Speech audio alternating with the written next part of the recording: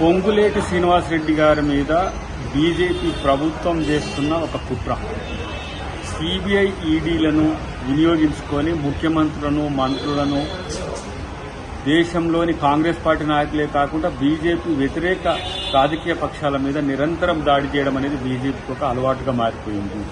దానిలో భాగంగానే ఈరోజు పొంగులేటి శ్రీనివాసరెడ్డి గారి మీద జరుగుతున్న దాడి. ఇది కాంగ్రెస్ ప్రభుత్వంలో ఉన్న నాయకులను భయపెట్టడానికి, వాళ్ళ యొక్క మానసిక స్థైర్యాన్ని దెబ్బతీసే ఒక కుట్రగా మేము భావిస్తాం. అది కర్ణాటకలో డీకే శివకుమార్ గారి మీద జరిగింది.